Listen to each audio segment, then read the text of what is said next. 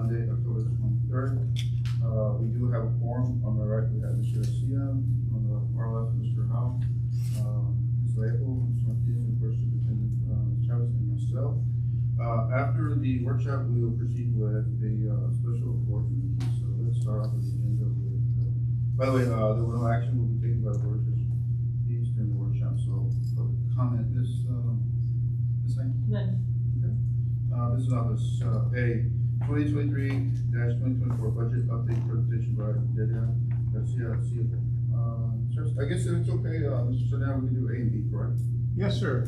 Yes, ma'am. As long as you're on the record. Thank you. Ms. Garcia? Thank you. Good evening, Hello. Mr. Board President, trustees, Ms. Chavez, staff. I will begin with the 23-24 budget workshop. Mercedes ISD has been on a downward trend in enrollment over the last few years. However, the district will see a growth in enrollment for the 23-24 school year. The initial enrollment growth estimate was an increase of 106 students, but Mr. Handy's report last week shows growth of an additional 122 students for a total growth of 228 students for 23-24 school year. Next, average daily attendance will also increase. The original budget had 3,967 projected in ADA. However, the new ADA estimate at 92% attendance is 4,052. The additional ADA will generate 643,000 in state aid. Now, if attendance is improved at 1 additional percent, then an additional 300,000 can be generated in funding. Principals, campus staff, and the truancy department are working diligently in improving attendance this school year. Along with ADA improvements, the CTE director and Ms. Chavez have been working closely to improve program funding for the CTE department. Based on preliminary calculations, CTE revenue has been increased by 2.3 million for a total of 4.9 million in this school year. Are there any questions so far? Ma'am, what would be the percentage of that? Would that be 199 or that would be like divided into other codes? So, the 2 million, will that be just the 199 or where do those actually fall That into? goes to the CTE department. There is 55% that needs to be spent for that department and 45% that can be transferred over to general operations for indirect costs. Thank you. Thank you. Well, congratulations. That's Yeah, that's a pretty thing, right? we have been going down for a while, but it's exciting news that our ADA is up, so that's great. Our staff are doing an excellent job at working all these initiatives, and we're pleased that they are going to continue with this effort throughout the year.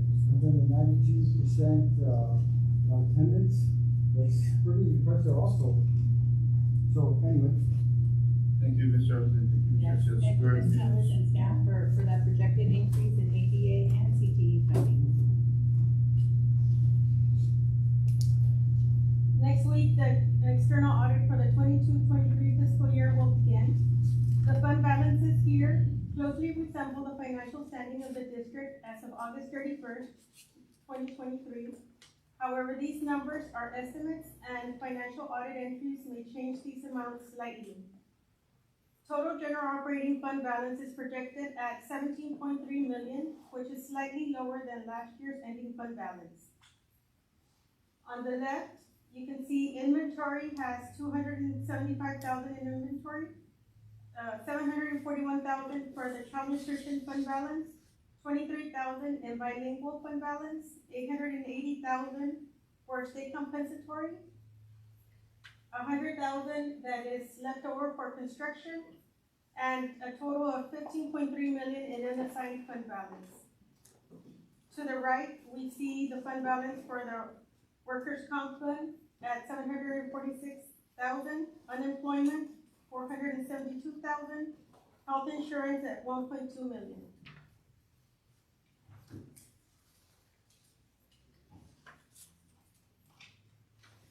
general operating fund balance is depicted in the bar graph.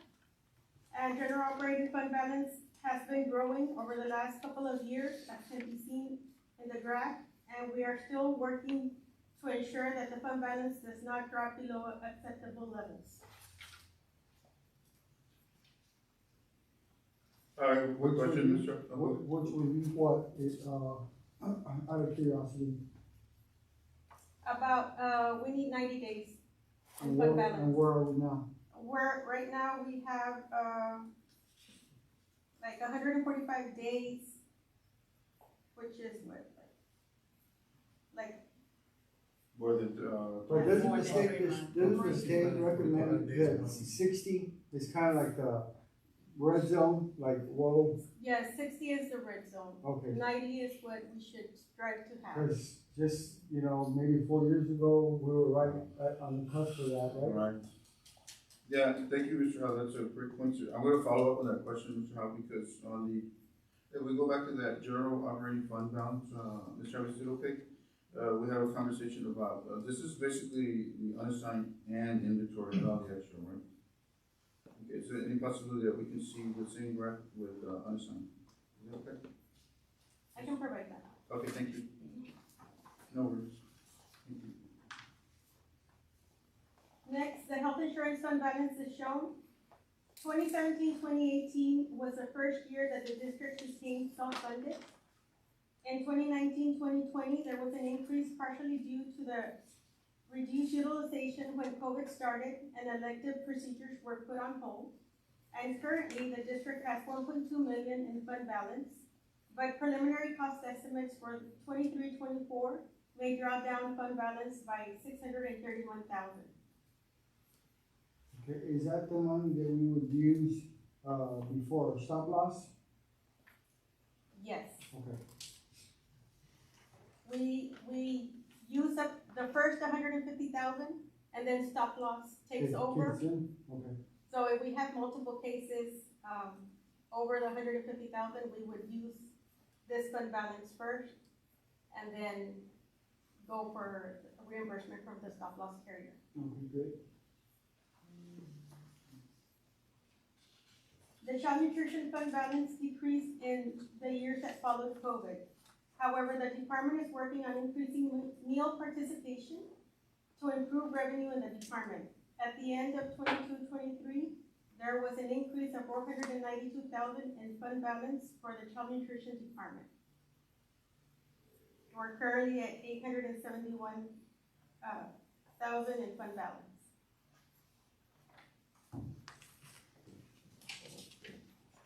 ESSER funds brought the district an additional $39.6 million in funding. ESSER 2 funds ended September 30th, 2023, and the district expended the $12.2 million that were allocated to the district. ESSER 3 funds will end in September of 2024, and the district received $27.4 million in funding, and as of August 31st, 2023, there are $4.9 million unspent in this fund. Currently, there are 71 staff members funded with ESSER 3 for a total of $2.4 million in base pay. Are there any questions? Okay, so, do we get to keep that, or does it go back, or we're able to use that money to kind of retain some people? Is that the situation there? The funds were given to stimulate the economy, to create jobs, to hire more staff to address learning loss. But once the funds end, we either have to find a way to either absorb the staffing units in the district or do away with the units. But with the 4.9, do we get to keep that, or do we have to give that back? You don't spend them out. You don't Currently, spend them. we have it and we're using it to fund some staff members and other expenses Okay. for the current fiscal year. But I think what he's asking is, we have the 4.9, and from there, we have those allocated for salaries of 2.3. we're left with about 2.5 something, that's what he's asking. Right. About those 2.5 that will be remaining, if we can utilize that, or is that money that we're gonna, Those funds are currently allocated for supplies, materials, other categories other than salaries. But they're budgeted for this fiscal year and they will be utilized. So all $4 million will be spent, $5 million. Correct. Correct me if I'm wrong, ma'am, if we don't spend it, we send it back to the feds, correct? Correct. And they will frown upon it. They really want the districts to spend their allocations.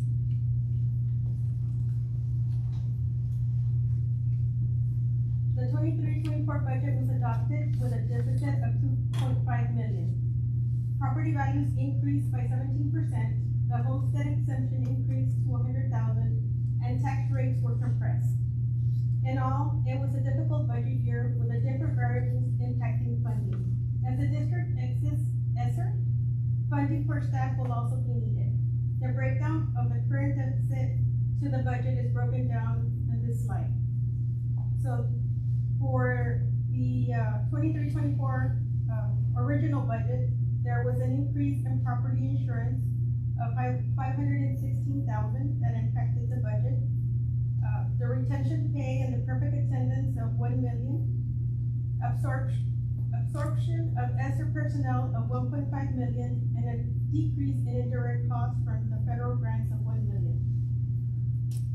In addition to that, we have amended our budget to utilize the state compensatory fund balance because that needs to be spent for students at risk in this coming year. 180,000, 23,000 for bilingual.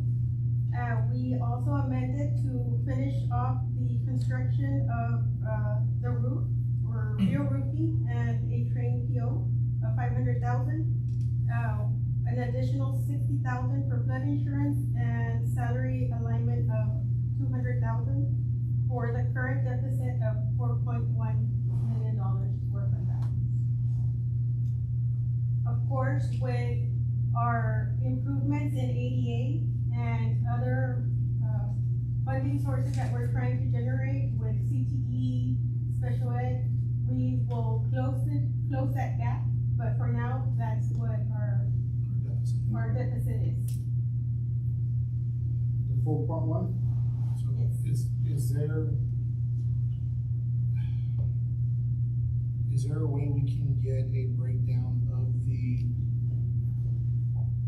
money that we've kind of been accumulating on the side that was for the ADA? Because you said if it's over 92%, it's included, but yet not kind of included in our spreadsheet. So, is there a way we can maybe get a breakdown of what that number is so that we can kind of do the math and see pretty much where we are versus the 4.162? Yes, there's on page 2, I believe I have a slight, calculation there. Okay. So we may have an additional $3 million. However, until ADA solidifies and our team's numbers reflect the attendance that actually, the students that are actually present, we will begin to make budget amendments to kind of lessen that Chip amount. away at the $4 million. Right. And is that taken care of, like do we have to pay it back like on monthly, or it doesn't work that way? No, whatever our fund balance, deficit is, it comes out of Oh, our. the 17, the Yes, 17. It does, at the end of the, close of the fiscal year, which is August 31st, 2022. So, once again, so with the ADA and everything, we're looking at about 3 something, you said? We're hoping, Okay, all right, so then obviously this will be less, which will And we're- still keep us above water. right, and we're still working with the current budget that's in place, because if we can find ways to not spend the money that is in the budget currently by, saving, then those savings will also close in to, take care of some of that deficit. And on that part of the salary alignment, it says it's, 193. Is there a way you could give a breakdown of what salaries they were? I think in the first amendment in the September meeting, I added, couple of CTE teachers, to the CTE budget, to make room for Can we have a recap on that one, please? Just to keep us refreshed on it, Ms. Garcia. Just to keep us refreshed. We can. And just out of curiosity, maybe it comes to you, if we had to make,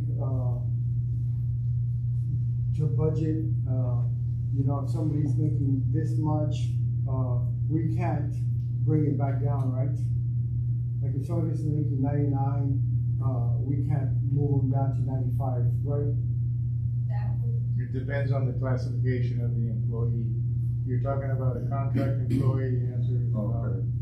A non-contract employee, the salary or That's compensation really can be adjusted at any time. Okay. But the big roles, the major players are on contract. All your teaching staff, I don't know what the breakdown is in HR, but I would say maybe, I have no idea what the breakdown at will versus contract.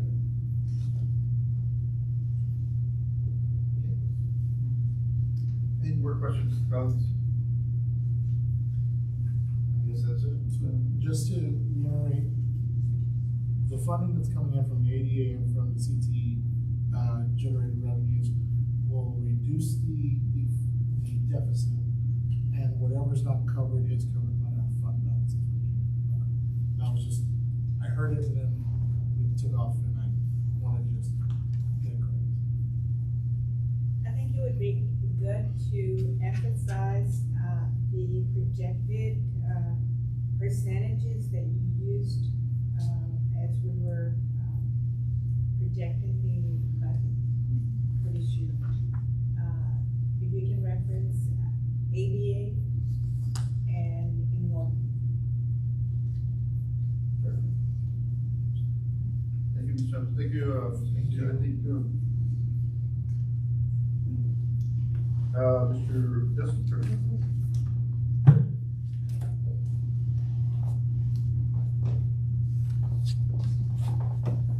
Hello, Mr. Turner. How are you? Hello, good evening. And I also brought printed copies.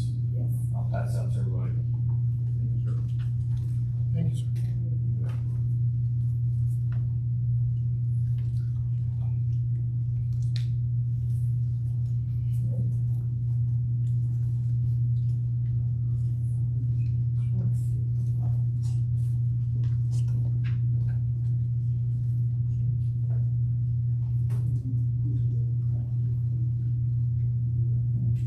Good evening, everyone. Again, Dusty Trailer with RBC Capital Markets. We have the honor and privilege of representing our Mercedes ISD as financial advisor. Wanted to just kind of visit with you guys a little bit about the district's outstanding bond profile and what the district's future bonding capacity could be. And then, I hope that this is a dialogue. And so as we go along, as y'all have questions, please feel free to ask me any questions, and I'll do my very best to answer them. If you'll turn with me inside the cover page here, what we've got on that page that's displayed there on the monitor is just a calendar of events if the district is considering a bond election in 2024. If the district were to consider a bond election to be held in May of 2024, remember, we've got in Texas 2 uniform election dates, the May election date or the November election date. So if we were to hold an election for May, that election would occur on May the 4th, 2024. But probably more important at this point than that election date is what is the last date to call for a May election? The last day to call for a May election is February 16th, 2024. And then if you kind of look over into April, you see those dates that are highlighted in green. Those dates that are highlighted in green represent the early voting dates. So for a May election, the early voting dates are are from April 22nd through April 30th. If the, conversely, if the district were to consider having a bond election in November of 2024, that election date would be November the 5th, Tuesday, November 5th. But then backing up from there, the last day to call for an election for a November 5th, 2024 election date is August 19th. And then you can see down there below, the early voting dates for that election period would be October 21st through November 1st.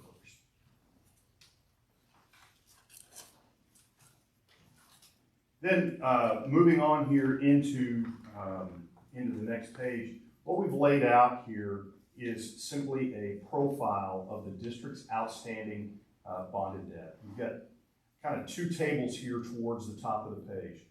The table there towards the top of the page, it has 5 bond issues in it. Those are the district's bonded or voted INS tax paid bonds, either from previous bond elections or bonds that were refinanced previously. Currently, you have $32.59 million of principal amount of those bonds outstanding. You can see you've actually paid that down quite a bit, with the original principal amount being upwards of 55.17 amounts. So you've made good strides toward paying that bonded debt down. And then below that, and before I get to those below, these are bonds, as I said, that the district pays for out of the INS side of your budget. You pay this debt service from the levy of an INS tax and or receive funding from the state in the form of EDA and IFA assistance. So existing debt allotment or instructional facilities allotment from the TDA. Then below that, you've got these 2 notes that are maintenance tax notes that are outstanding. And currently those are outstanding in the amount of $6.39 million. You've paid that down also pretty well from its original par amount of $14.34 million. The distinction between these 2 types of bonds is these 2 bonds that I'm talking about here, these maintenance tax notes on this page, are paid for out of the M&O budget, the same portion of your budget that you pay salaries, pay the light bill, put gas in buses, etc. So it's part of your daily operating budget, is that debt service. And so, is that paid monthly? Semi-annually. Oh, okay. Yes, sir. So, every 6 months, we'll cut out a check to bring this down? To the bondholders, yes, Okay. sir. And what's the payment? Does it show what the payment is? I really did not have I don't have the payment schedule in this presentation on those 2 particular loans. But if you look at the bottom of the page, what we've laid out is the payment schedule on those voted bonds, the INS tax secured bonds that are depicted at the top of the page. So these graphs that you see at the bottom of the page here represent the payment schedules on those.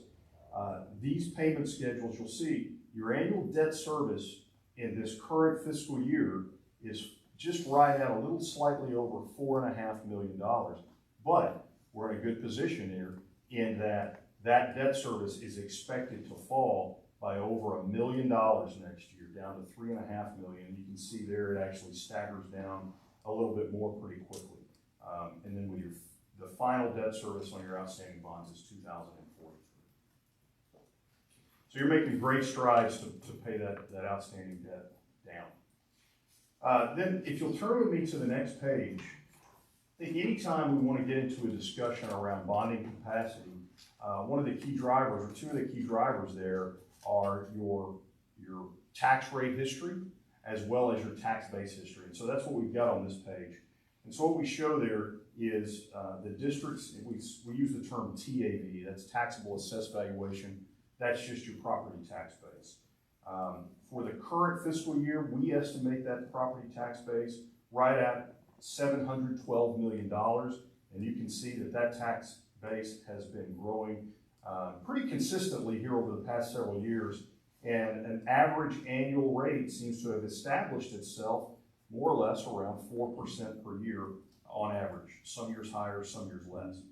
The other thing for us to point out on this page, and I think is also good news, is that the district's tax rate has been decreasing. You can see from this page, for many years we were at a total rate of about $1.38.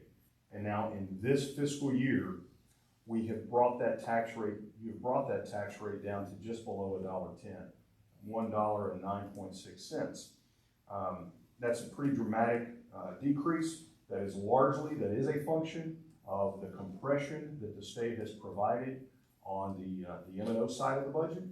The other thing that I want to point out as it relates to tax rates, and I'm sure y'all have had discussions on this, is we're getting ready to vote here in the next few weeks on the constitutional amendments. One of those constitutional amendments provides a homestead exemption for primary homeowners that takes that homestead exemption up to $100,000.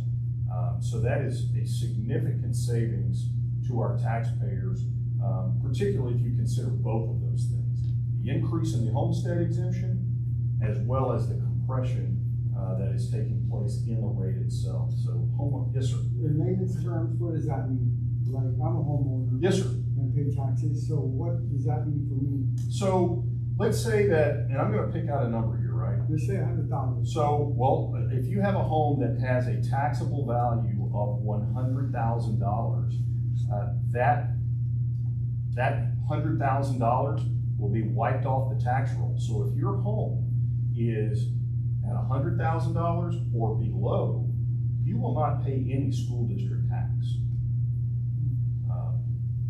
You'll pay school district tax on the amount that is over $100,000 in value. So for many of our homeowners, I know that may almost eliminate their school district property tax. Now, that doesn't speak of the city or the county or the other taxing entities, but the portion that's paid to the school district will get heavily reduced or even wiped out. It's a great question, Mr. Howell. Can I follow up on the question, Mr. Howell? So I hope it passes. I hope everybody does their duty and go out. I can't imagine that it won't, but. I was gonna ask you, so where is the relief gonna be? Or is it gonna be retroactive, or will you have to wait till the following year? The relief actually, as a taxpayer, the relief actually happens in this current fiscal year.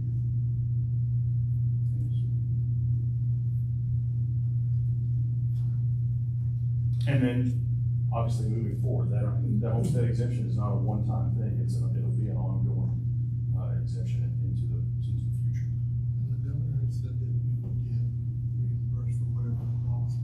Is that a 1 year, 2 year?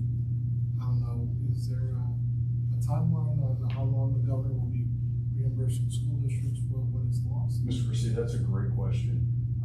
We feel like they've put pretty good plans in place that would be in place over the course of the next couple of years. And I would foresee that it would extend into the future. But they have not made any concrete promises as to how long that would go into effect. Because that could definitely hurt our budget, especially now that we're operating at such a high deficit. So don't want to extend that over 4, 5, 6 years. Exactly. Will be held harmless this year. Yes, I think it'll be held harmless for a period of time as well. And there's some actual hold harmless that's taking place on the INS side of the budget as well. Thank you, sir. Yes, sir.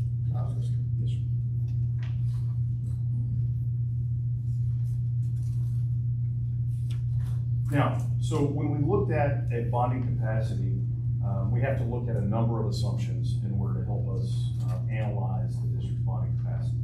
So on page number 5, we lay out what those assumptions are. In this analysis, we assume the district would conduct a bond election in May of '24. It's not a problem for us to update that timing in the analysis based on a bond election that might occur at a different date. We're assuming that the district's INS rate is at 34 cents, which I know you had previously and you've maintained. Assumes if we issue bonds that we would actually, if we vote bonds, that we would actually issue those bonds over 2 different cycles. Issue some of the bonds in likely the first year, the remainder of the bonds in a subsequent year. And that's perfectly fine. Once you go out and have a bond election, the Attorney General's office really views that authority for you to issue bonds to last up to a period of at least 10 years. So you've got the authority to issue these bonds out over an extended period of time. There's no rule that says you have to issue all of the bonds right at first. There's not even a rule that says you have to issue all of the bonds ever. If for whatever reasons your projects came in significantly under budget or what have you. No rule that says that. For our analysis, we assume the district's tax base of about 782 million. That's when we factor in a few other things that are slightly different than the information presented on the previous page. Assuming that you collect about $85,000 per year on the INS side from frozen levies. Those are levies that come in from our citizens that are over age 65 and have a freeze on their property value. So we can't increase the amount that those citizens pay. So we have to calculate somewhat differently. We would assume that the district continues to receive IFA and EDA subsidies based upon various wealth per student metrics. In our analysis, we assumed about 3,880 students and $692 million is what the state called your CPTE value. For any new bonds that we would receive, we wouldn't begin to receive EDA until the 26th fiscal year. And that's just because the state awards that EDA funding on a biennial basis. So since we're already in the first year of this biennium, we would not begin to receive EDA funding if we issue bonds until the beginning of the subsequent biennium, which would begin in the 25-26 fiscal year. Assuming a tax collection rate of about 95%, assuming an interest rate of about 5%, that's a little higher than current markets, but it's not worlds higher than current markets. So as we move along, if we move along down the road, we may have to adjust that rate a little bit. Let me ask you, speaking of taxes, this portion you might not know the answer to this, but how are we doing on tax collections? Or you don't keep up with that? I really don't keep up with the details. I see at the end of the year, your annual report. And what I believe I've seen as a trend over the course of the past 5-10 years is that the district has been trending upward in its total property tax collections. Would you say it's safe to say that that's happened over the last couple of years? Yes, sir. Okay. I feel that that's the case. I mean, unless there's data that says different, but the information I've seen seems to indicate that it has continued to be strong. Have you seen anything negative? Yes, sir. Yes, they've had a presentation, Mr. Howe, and they've given us a debriefing. But if you like, we could always ask the tax attorneys to make a presentation. I think it's a great idea. So Ms. Chavez can. But I believe they're doing okay. Yes. I believe the tax attorney want to come next, work meeting to present. Yeah. Thank you. Yes. There you go, Travis. I mean, I know, there's always some delinquencies and whatnot, but you have tax attorneys that help you go out and collect those delinquent taxes. And like I said, I think you guys have been doing a good job of reeling in your tax revenue. For analysis purposes, we assumed a 30-year bond repayment. That's pretty consistent with how the district has done its previous bonds. You only pay those back over a 30-year period. The state actually allows you to have a payback period as long as 40 years. I don't think that's something that we necessarily need to look at here at Mercedes ISD. So for this purpose, we looked at 30 years. If you need us to make adjustments to that, we can as well. I have a quick question. I think we refinance some of the bonds. Yes, sir. So we still have that option as well, right? Do it. We still have the option to refinance it, correct? Yes, sir. Favorable interest? Yes, sir. Assuming the interest rate environment is favorable. So for instance, coming up here in the next slightly less than a year, your 2014 bonds, the 2014 A's, have a call feature on them. Okay. And so those bonds are outstanding at a rate that some of them have a 3% rate, some of them have a 5% rate, and rates in the middle. So that's something we'll be examining here in the next year is if bond rates in the bond market cooperate, we would consider looking at refinancing those further. Have you forecasted the possibility of the rates going down, or that it's too far away to do that? I think at this point, based on what we're seeing in the market and what the Fed is telling us, I think it's a little too early to be forecasting decreases in interest rates. I would love it if we could project that they're going to be decreasing. Well, everything's going up, so. Yes, sir. And there have been, as you all know, interest rates here over the past 2 years have risen quite a bit off of their very, very historic lows.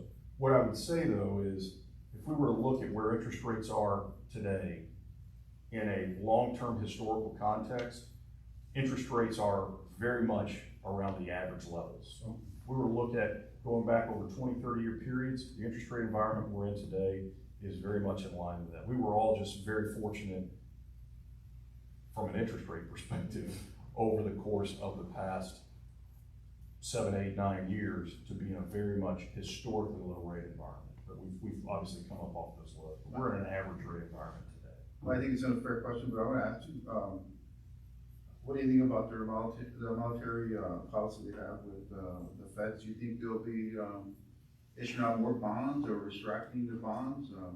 Getting their money supply is going to be, what do you think?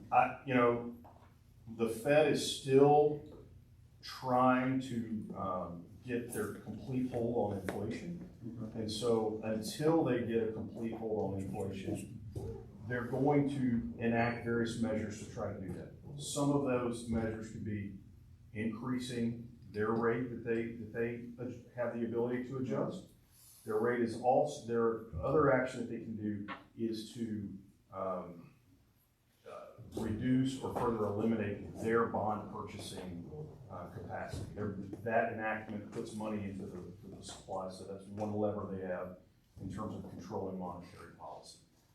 What we're hearing right now from economists related to this is the Feds have a meeting coming up very soon. We do not anticipate a rate increase at the next meeting. There is a likelihood, about a 30% likelihood, that in the next 2 or 3 meetings that the Fed may move the rates up a little bit more. The thought would be that rate increase would maybe be a quarter of 1% over the current levels. Now, the bond market does not always react exactly in line with the Fed. What the Fed is adjusting, when they make adjustments at the FOMC level, they're adjusting the very, very short-term borrowing rates. Lend you $1 today, pay it back tomorrow. That kind of lending that goes on between banks and financial institutions. Now that, of course, then has repercussions across the entire market. But we're talking about borrowing bonds that have maturities in the 5-year, 10-year, 15-year, 20-year, 30-year range. And the Fed action doesn't always lead to a corresponding action on the long-term bonds. So that's general rule is that it does, but it doesn't always go that way.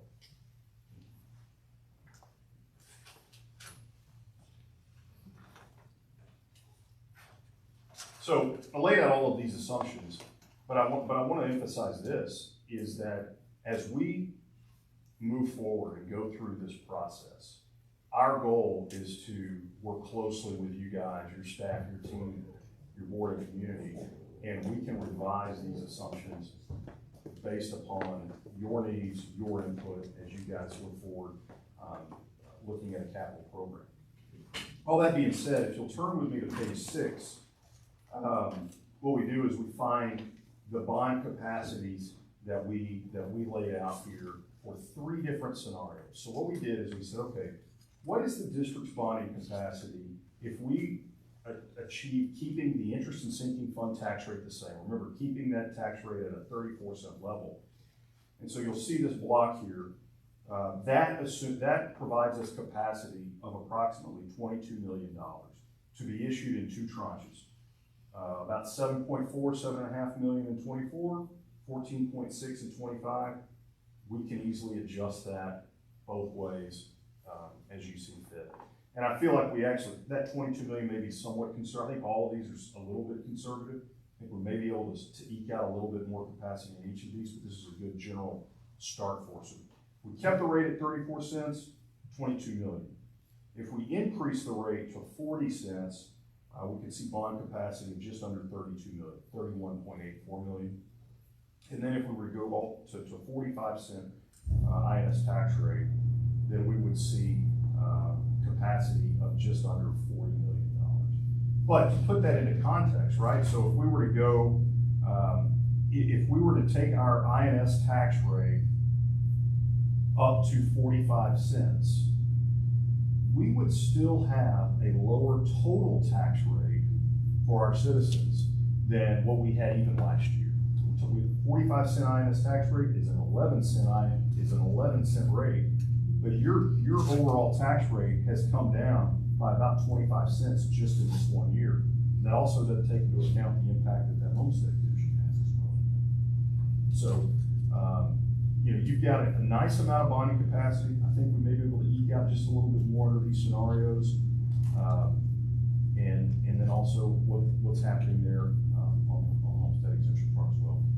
The pages that follow are really just the spreadsheets that we use to put together the analysis. I'd bore you to death if we were to dig into those spreadsheets. But that's the detail analysis that kind of gets us to what you see in this graph, to summarize it all. So, but It seems like the 11 cents almost doubles it. doubles the capacity. Yeah. It does. It still provides a break to the tax. It does. What would be the benefit there? More money for us? Yes, sir. More money, broader range of projects to be able to be completed in the district.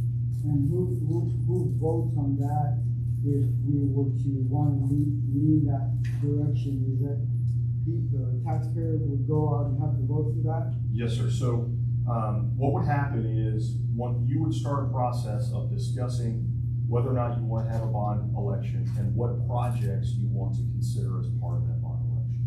Once you've decided on when to have the election, what projects to have, you would then decide upon what dollar amount are you going to ask the voters to approve. So that comes into what's called an election order. That election order will have effectively a maximum dollar amount that the district is asking the voters to approve. So that would go before the voters, and they would have the opportunity to either vote in favor or not. Now, you said this earlier, and I just wanted to make sure that I caught it correctly. Say we assume we do the 45 cent, the 11 cent increase. Yes, sir. Those $40 million roughly, we could take out over a period of time, several different bonds. What I'm trying to say is. The disbursement? Yeah, we could disperse in several different school years, just to You would meet not. our needs. Yes, sir. Over a 10-year period, is that what you're saying? You'd have the opportunity to do it over a total of 10 years. Okay. That's, So not spend more than we need in one current school year. yes, sir. So that $40 million would be the max, right, that you could issue, but then you can issue, any combination under that, say over a period of 10 years, not to exceed then a total aggregate amount of $40 million. Yes, sir. So tackle a few projects every year versus. Right. Any more questions? Thank you so much. Hey, I appreciate thank y'all. it. It's been- Thank you. Thank you. It's been a while since I've been here. It's always good to come see good folks in Mercedes. So thank y'all for letting me come down. Thank you very much. Thank you for your time. You said you need a motion to adjourn? So much. Yeah, motion. Second by Mr. Martinez. Any more discussion, folks? Okay, thank you very much, Mrs. Chavez, staff, fantastic, reviews on the. Thank you, business office. Okay, so our motion. Thank you. Thank you. Bye-bye. You say, we have a motion from Mr. Garcia, second by Mr. Ortiz, all in favor by saying aye. Aye. Anyone opposed by saying nay? No executive today? Oh, no, we're gonna go to the, special board meeting now. Oh, We're okay. gonna go to the items. Oh, I got you. Good afternoon, we're going to go ahead and continue with our special meeting of Board of Trustees, Monday, October 23rd, 2023. On the agenda, we do have a forum for the event. We have Mr. Garcia, Mr. Ham, Ms. Leco, Mr. Martinez, myself, and Ms. Chavez. Part of order, pledge of allegiance by trustee Mrs. Leco, invocation by trustee, Mr. Gallo.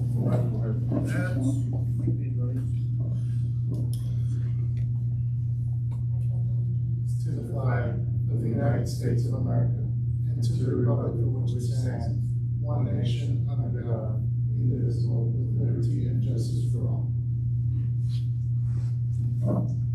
Please bow our heads.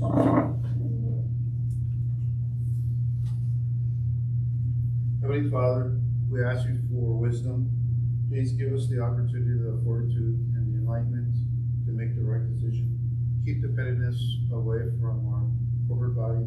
Please protect our students and staff. We ask all this in the name of Jesus Christ. Amen. Mr. Hernandez. Can the record reflect that the meeting was called to order at 6:44? Oh, 6:45. 6:45, right? 6:45 is closed. Close enough. Thank you, sir. Let's go on to A, human resources. A1, discussion and possible action to approve the increase in substitute pay. Ms. Chavez? The administration recommends the proposal. The business office did some research to be able to compare to surrounding school districts. And you have the, proposed rates that we bring for your approval. Okay, we have a recommendation from administration. May I entertain the motion?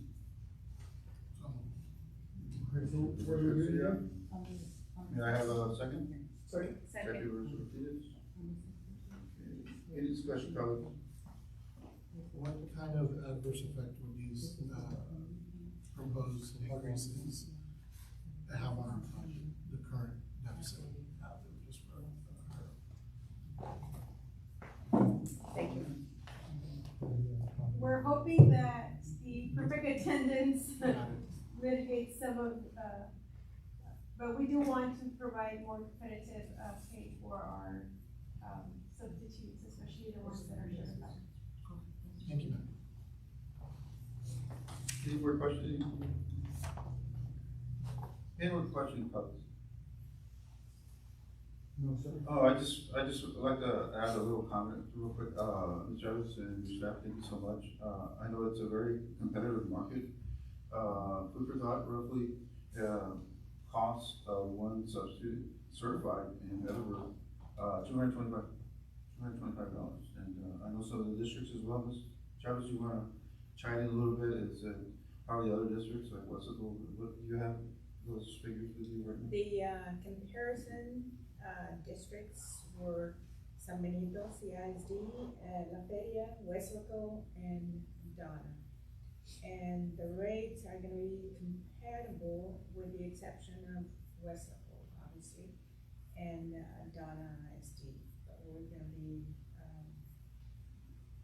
not as low, but not as, high as, San Benito, Westlaco, and Donna. It's still a fair rate, Yes. very fair. I thank you, Ms. Chavez, and I hope the community is aware that we're trying the best we can. I mean, it's, so competitive, nowadays. I just had my colleague just, if you don't mind. That was the number I was told, so I'm directed. No, it doesn't surprise me at all, but.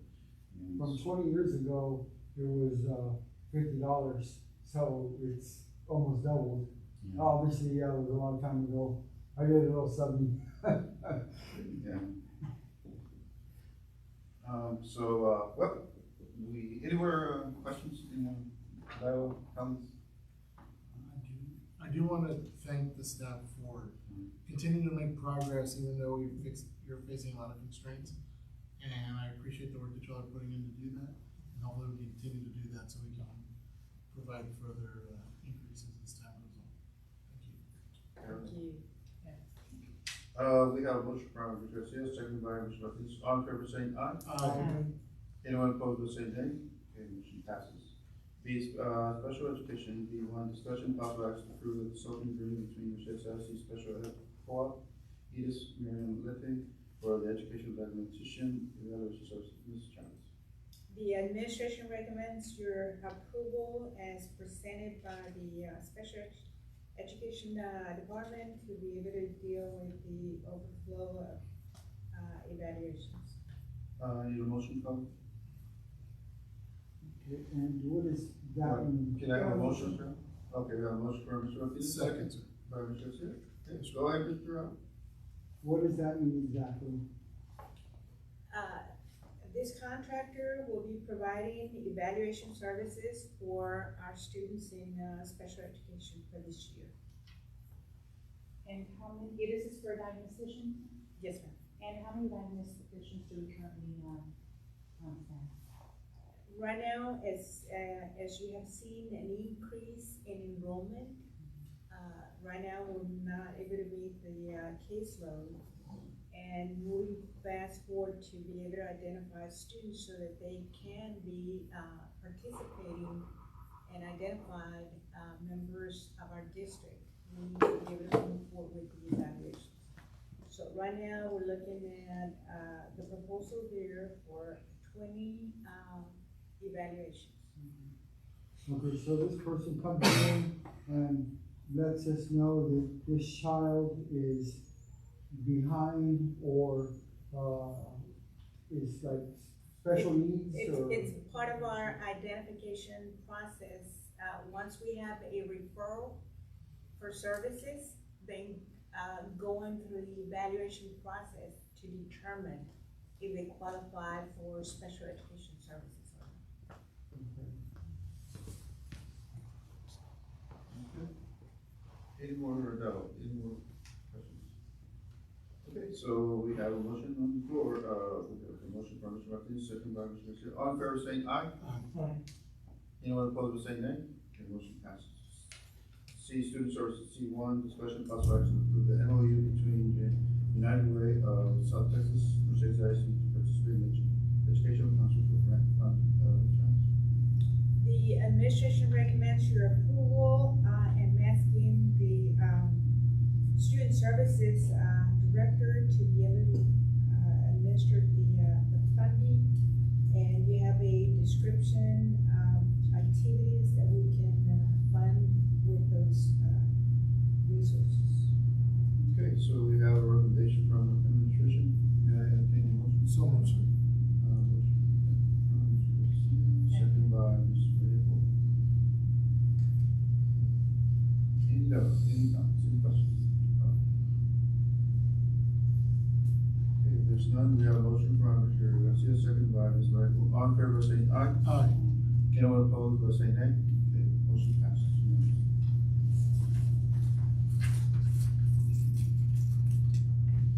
Executive session, if during the course of this meeting, discussion of the item on the agenda should be held in closed meeting, the board will conduct a closed meeting in accordance with the Texas Open Meetings Act, Texas Government Code 551, sub-chapters D and E.